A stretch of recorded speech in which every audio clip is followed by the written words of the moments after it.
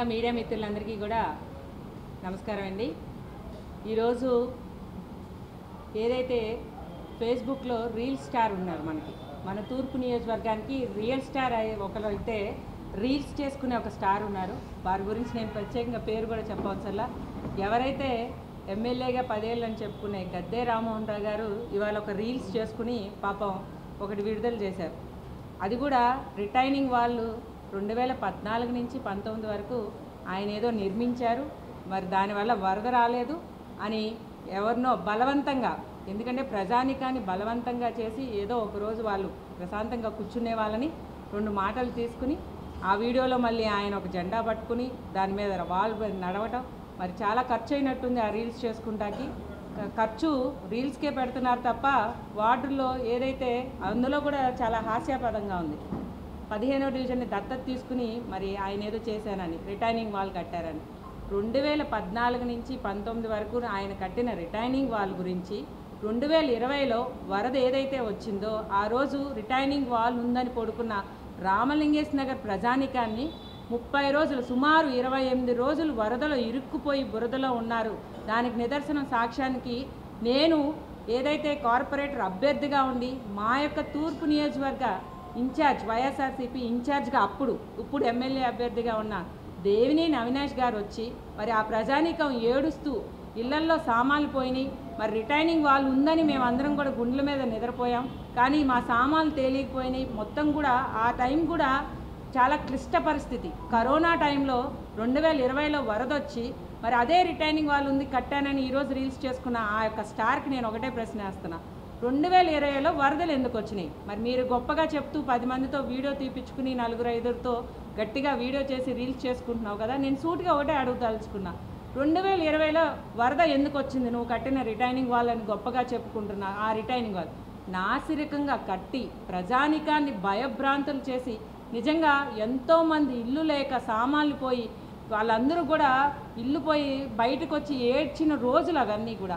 అప్పుడు అవినాష్ గారు వచ్చి కేవలం 21 రోజుల్లో నేను సాక్ష్యం దానికి. నేను ఒక కార్పొరేటర్ అభ్యర్థిగా ఉండి ఆ రోజు మేము కరోనా టైంలో కూడా ఏదైతే సెప్టెంబర్ నెలలో మరి ఆ టైంలో మేమందరం కూడా 21 రోజుల్లో శాంక్షన్ చేపించి ఒక సాయిరామ్ కట్ పీసెస్ రోడ్లో లాక్ సిస్టమ్ ఏర్పాటు చేశారు. ఆ యొక్క లాక్ సిస్టమ్ వల్ల మేము 2021 మార్చి 18న నేను కార్పొరేటర్గా ఎన్నికైన నుంచి ఈరోజు 2024 ఏదైతే ఏప్రిల్ 5వ తారీఖు వరకు నేను అడుగుతున్న ఒకటే సూటి ప్రశ్న, ఈ రోజుకి కూడా వరద రాలేదు. అది దేనివల్ల? మీరు కట్టిన నాసిరికం వల్ల జనాలు ఇబ్బంది పడితే అవినాష్ గారు, వైఎస్ఆర్ ప్రభుత్వం, జగన్మోహన్ రెడ్డి గారు ఏదైతే నువ్వు కట్టిన నాసిరక రిటైనింగ్ వాళ్ళకి ప్యాచ్లు వచ్చి ఇబ్బంది పడుతుంటే లాక్ సిస్టమ్ ఏర్పాటు చేసి మరి వాళ్ళందరికీ కూడా 6 రోడ్లు ఏదైతే గాంధీ కాలనీ ఉన్నారో అవన్నీ కూడా రోడ్లు హైట్ లేపి ప్రజానికాన్ని ఇబ్బంది లేకుండా ఈ రోజుకి కూడా వాళ్ళందరూ కూడా చాలా సంతోషంగా నివసిస్తున్నారు. మరి నువ్వేగా చెప్తున్నావు రీల్స్లో చెప్పుకుంటే కాదు. నేను ఒకటే అడుగుతున్నా గద్దే రామ్మోహన్ రావు గారు, 15వ డివిజన్ నువ్వు దత్తత తీసుకున్నాను అంటున్నావు.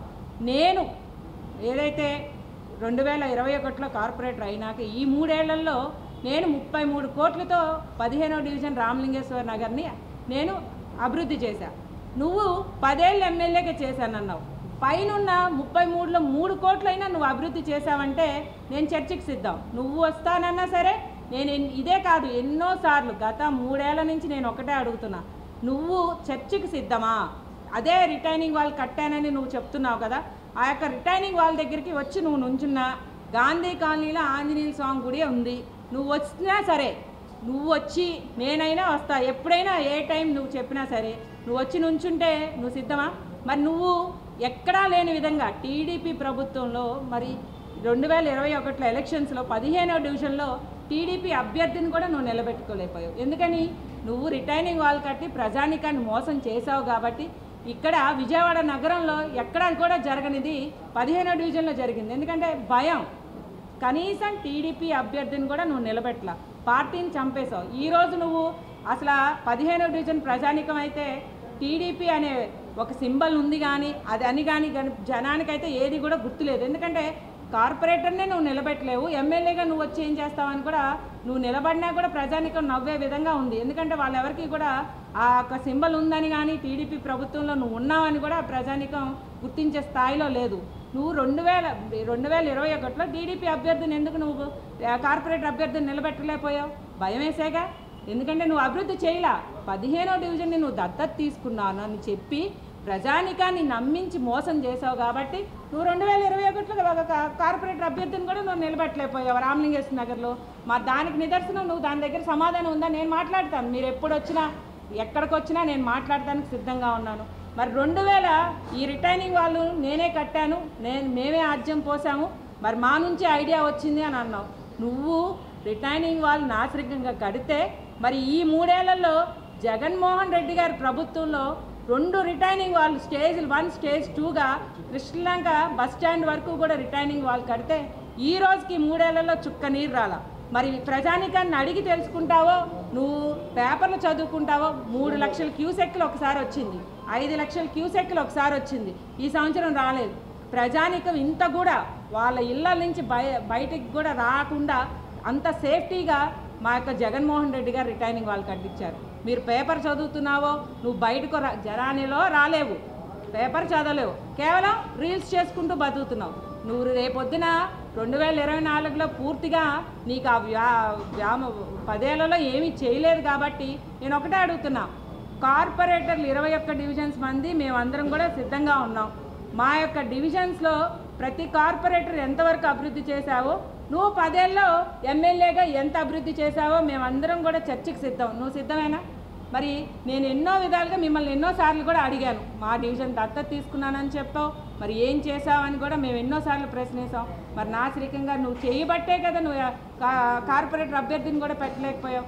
2002లో వైఎస్ రాజశేఖర రెడ్డి గారు దివంగత నేత, ఆయన సాయి పబ్లిక్ స్కూల్ అనే ప్రాంతానికి నెహ్రూ గారు హయాంలో చెల్లారావు గారు మాజీ డిప్యూటీ మేయర్ గారు ఆయన అన్నం తింటూ ఆయన ఫోటో కూడా మేము నిదర్శనం చూపిస్తాం. ఆయన ఆ రోజు వరద ముప్పు ప్రాంతానికి వచ్చి మరి ఆ రోజు పెద్ద ఆయన రాజన్న చెప్పిన మాట ప్రకారంగా భోంచేస్తూ వరద ముప్పు ప్రాంతాలందరినీ కూడా ఏదైతే సాయి పబ్లిక్ స్కూల్లో పెడితే వాళ్ళందరికీ కూడా ఆ రోజు ఆయన ఇచ్చిన ప్రామిస్ కాంగ్రెస్లో ఉన్నారు, ఆయన సీఎంగా ఉన్నప్పుడు ఇక్కడ నేను రిటైనింగ్ వాళ్ళు కడతానంటే మరి ఇక్కడున్న దేవినేని నెహ్రూ గారు, స్వర్గీయ దేవినేని నెహ్రూ గారు 60 కోట్లు శాంక్షన్ చేసింది పెద్ద ఆయన వల్ల అది చేయగలిగారు. ఇవన్నీ కూడా నువ్వు మర్చిపోతున్నా, ప్రజానికానికి గుర్తుంది. దానికి నిదర్శనం కూడా ఈ ఫోటో కూడా చూడొచ్చు ప్రజానికం. ఇప్పటికీ చాలామంది ఇళ్లల్లో ఈ ఫోటో ఉంటుంది. ఎందుకంటే రాజశేఖర్ రెడ్డి గారు వచ్చి ఆ రోజు మాతో వరద ముప్పులో మేమందరం మునిగిపోతే ఏదైతే కృష్ణలంక ప్రాంతాన్ని నెహ్రూ గారు తీసుకొచ్చి సీఎం గారిని అక్కడ ప్రజానికాన్ని అడిగి తెలుసుకుని ఇక్కడ ఒక ముప్పు ప్రాంతం కాబట్టి రిటైనింగ్ వాళ్ళు కడితే మంచిదని ఆయనకు వచ్చిన ఐడియాతో, కాకపోతే కొన్ని అనివార్య కారణం వల్ల ఆయన దివంగత నేత అయ్యారు కాబట్టి తర్వాత వచ్చిన ప్రభుత్వంలో దాన్ని మేము వేసుకున్నామంటే మరి నువ్వు కట్టానంటున్నావుగా, మరి ఎందుకు కట్టావు? ఆ రిటైనింగ్ వాళ్ళు దేనికి యూజ్ లేదు. మరి తర్వాత జగన్మోహన్ రెడ్డి గారు కట్టింది మరి ఎలా ఉన్నావో చూసావు.